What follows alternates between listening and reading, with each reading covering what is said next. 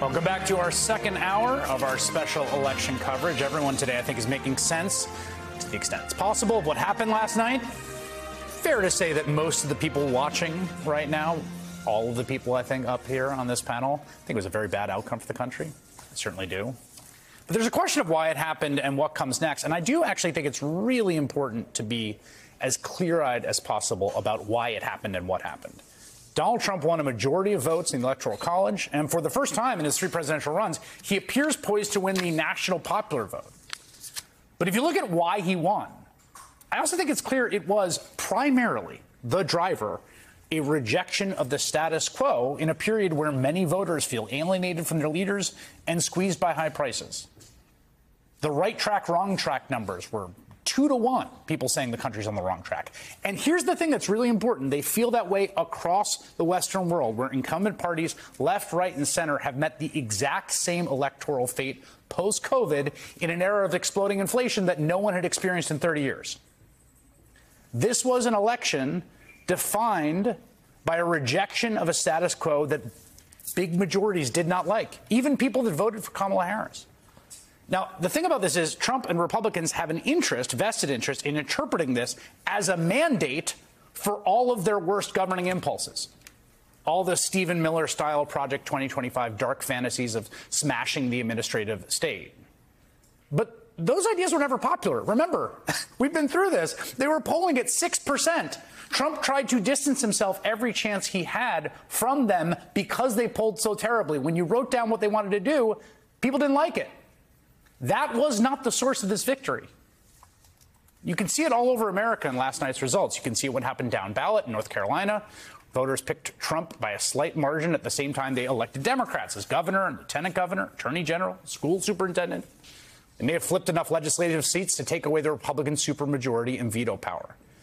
And you can see it in referenda around the country. And in 7 states, including the Trump states of Arizona, Missouri, and Montana, voters approved measures enshrining abortion rights.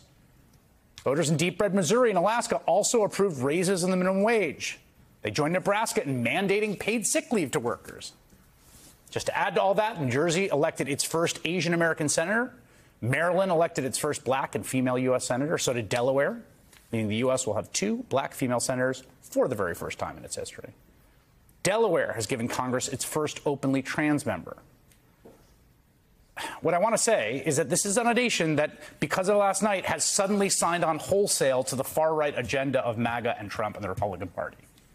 But we know they are going to interpret this election as a mandate for precisely that, for full MAGAism. And we also know they have a plan.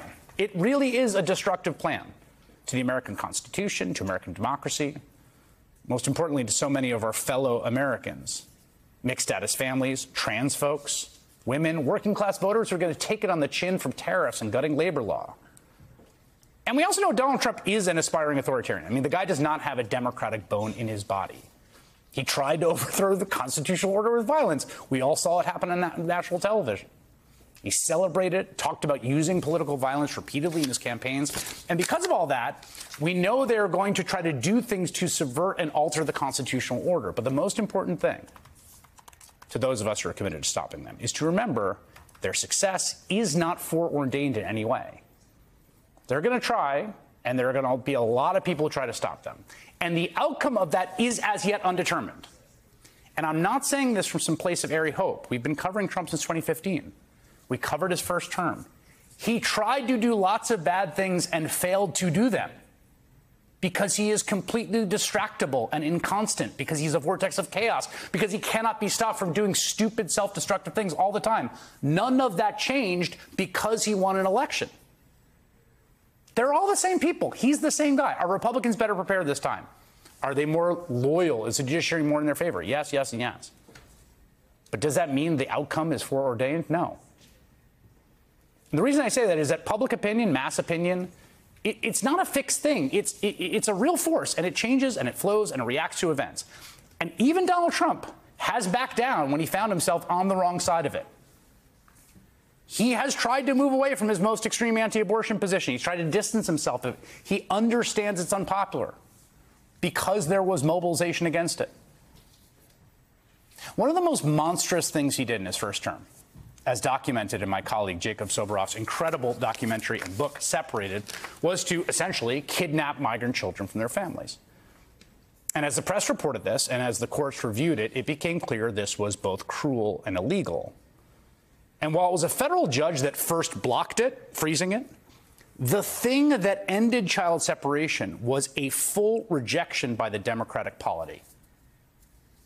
Thanks to organizing and mobilization and protest, Americans across the spectrum rightly came to see it as monstrous, rejected it loudly. In the end, Trump signed the executive order ending the practice and then, classic, tried to take credit for getting rid of the heinous policy he had implemented. But in the end, they had to abandon it because it was so unpopular. That's just one example. There will likely be things he doesn't abandon, but in the face of that, it really is important not to concede in advance that politics don't matter. They do. Public opinion still matters. Politics didn't go away in America because 3 out of 100 people switched their presidential vote, which is, to be clear, what happened last night between 2020 and 2024.